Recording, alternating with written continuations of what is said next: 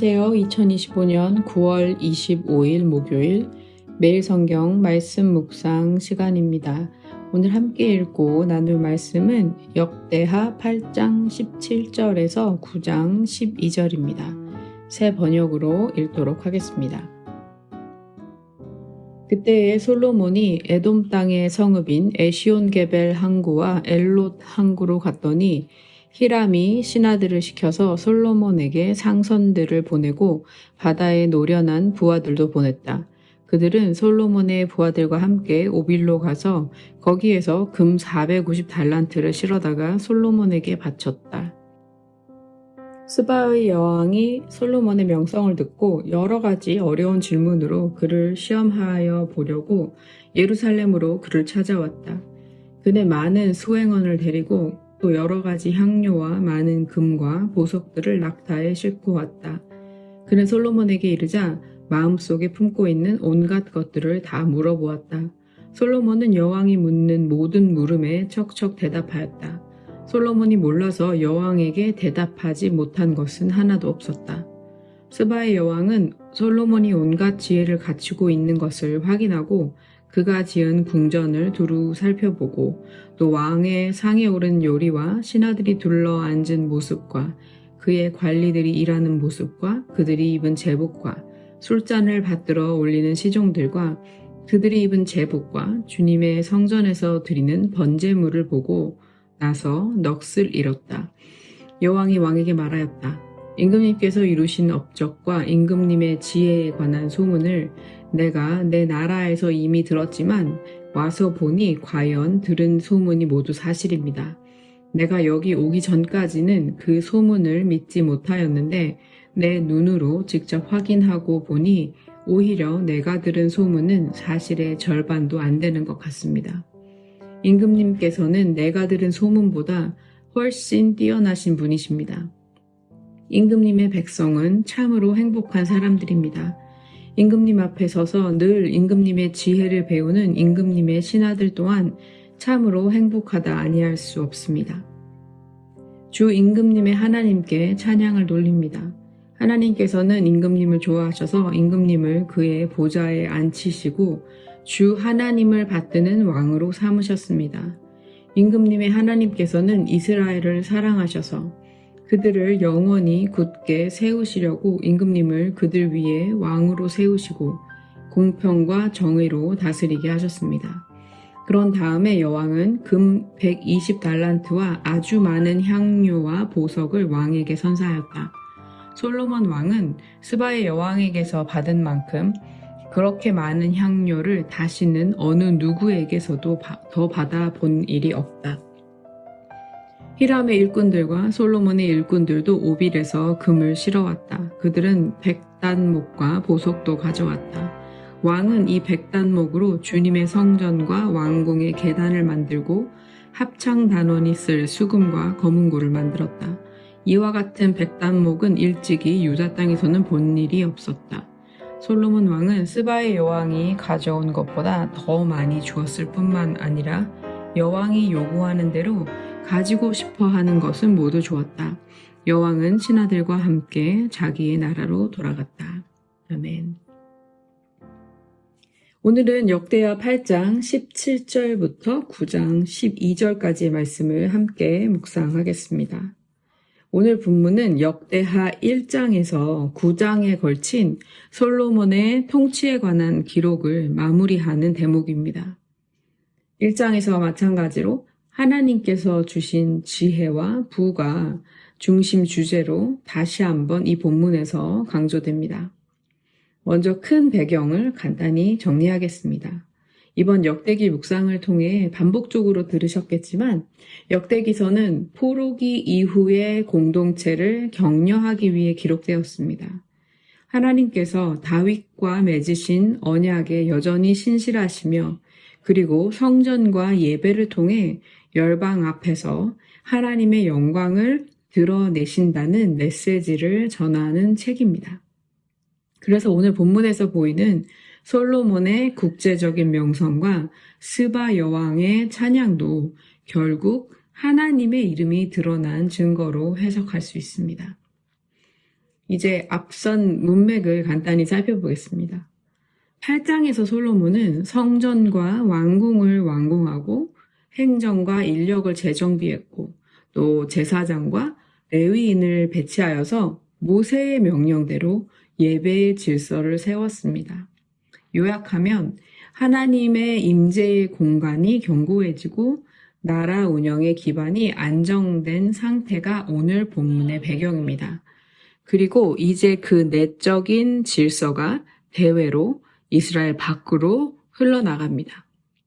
8장 17절에서 18절을 보면 솔로몬은 에돔의 항구 에시온 게벨과 엘롯을 거점으로 삼아서 해상 무역의 문을 엽니다.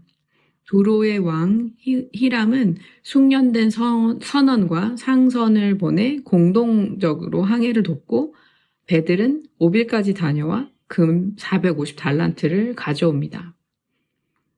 여기서 중요한 포인트는 하나님이 주신 지혜로 다스렸던 솔로몬은 나 하나만을 강하게 하는 기술로서의 지혜를 사용한 것이 아니라 모두가 함께 강해지는 관계로 나타난다는 것입니다. 지혜는 시스템을 세우고 신뢰를 연결하고 또 그 복이 흘러가게 합니다.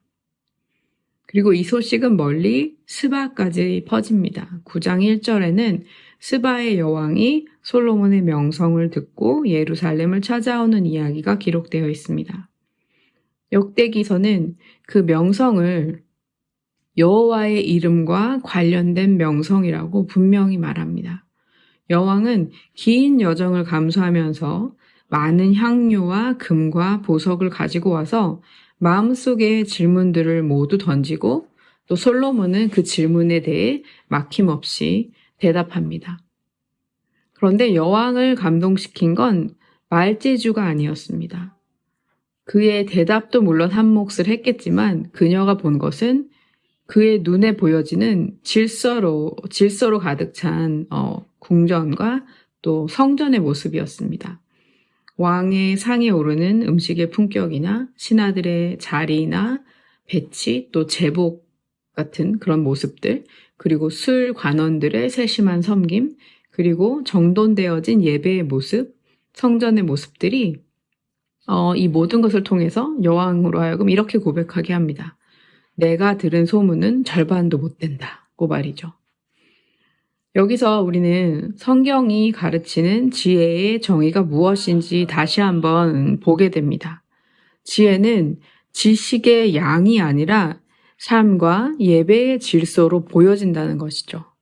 우리의 가정과 교회, 일터에서 작은 정직과 투명함, 서로를 향한 존중, 예배의 성실함, 이런 일상의 질서가 곧 하나님을 증언하는 언어가 될 수 있다는 말입니다. 스바의 여왕은 여기서 멈추지 않습니다. 그녀는 솔로몬을 왕위에 앉히신 하나님을 찬양합니다.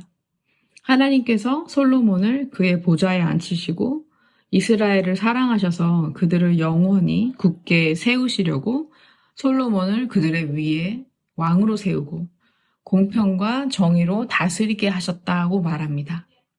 이 고백은 역대기서의 신학을 축약합니다. 지혜의 목적은 정의롭고 공평한 통치, 그 다스림에 있다는 것이죠. 하나님을 아는 지혜는 옳은 것을 실천하는 힘으로 열매 맺습니다. 그래서 오늘 우리 공동체의 의사결정과 재정, 봉사, 관계의 구조 속에 공평과 정의가 실제로 작동하고 있는지 말씀 앞에서 비추어 점검해야 할 것입니다. 이어지는 본문을 보면 여왕은 금 120달란트와 많은 향료와 보석을 선물하고 히람과의 항해로 들어온 귀한 백단목과 보석들도 성전과 왕궁을 아름답게 세우는 데 사용되었다는 것을 알 수 있습니다. 솔로몬은 그 백단목으로 성전과 궁궐의 계단을 만들었고 찬양을 위한 악기들도 제작하게 됩니다. 이렇게 하나님이 주신 자원은 예배의 회복과 공동체의 선을 위해 쓰여질 때 더 밝게 빛나게 되는 것입니다. 그리고 마지막으로 12절에서 솔로몬은 여왕이 가져온 것보다 더 풍성히 되돌려 줍니다. 은혜로 받은 지혜는 움켜쥐는 손이 아니라 흘려보내는 손으로 드러날 수 있습니다. 하나님께서 주시는 형통은 홀로 누리는 것에 있는 것이 아니라 공동체가 함께 성장하고 세워지는 선순환을 낳아야 합니다. 이제 본문이 우리에게 건네는 핵심 메시지를 짧은 문장으로 정리하겠습니다. 솔로몬이 받은 지혜와 부와 명성은 하나님의 은혜에서 비롯되었고 정의와 공의로 구현될 때 온 민족이 하나님을 찬양하게 된다는 것이 오늘 본문의 핵심 메시지 중에 하나라고 볼 수 있겠습니다. 오늘 나의 명성은 누구를 위해 빛나고 있습니까? 나 자신을 위해서입니까? 아니면 주님의 이름 때문에 빛나고 있나요? 또 우리의 삶의 자리에서 정의와 공의를 드러내기 위해 바꿀 수 있는 작은 한 가지가 있다면 그것은 무엇일까요? 진실된 삶의 예배, 일상의 질서, 대인 관계에서의 품격, 맡겨진 일에 대한 성실함. 이 평범한 반복이 하나님을 가장 크게 증언한다는 놀라운 진리를 오늘 본문에서 발견하게 됩니다. 그리고 오늘 하나님께서 내게 주신 시간과 재능과 재정을 누구에게 어떻게 흘려보낼지 고민해 보는 것도 중요한 성찰이 될 수 있겠습니다. 이제 함께 묵상한 말씀을 가지고 기도하겠습니다. 지혜의 하나님, 솔로몬의 지혜와 영광과 그가 가진 명성이 사람의 능력 때문이 아니라 주님의 은혜였음을 다시 한번 깨닫습니다. 저희가 말로만이 아니라 삶 속의 질서와 삶의 예배를 통해서 주님을 더욱더 강력하게 증언하게 해주십시오. 하나님의 백성으로서 이 땅에서 살아가는 우리의 삶이, 우리의 지혜가 외부의 큰 증거가 되게 하시고 주의 이름 때문에 가정과 일터와 교회가 사회 가운데 인정받고 신뢰받게 해주십시오. 그래서 우리가 크고 작은 결정들을 내릴 때마다 공평과 정의로 선택하고 행동했음이 드러나게 하시고 그것을 통하여 하나님께서 영광 받아 주십시오. 우리의 손이 받은 은혜를 넉넉히 흘려보내는 손이 되게 하시고 우리의 작은 정직과 질서를 통해 이웃과 열방의 입술에서 하나님을 찬양함이 넘쳐나게 해 주십시오.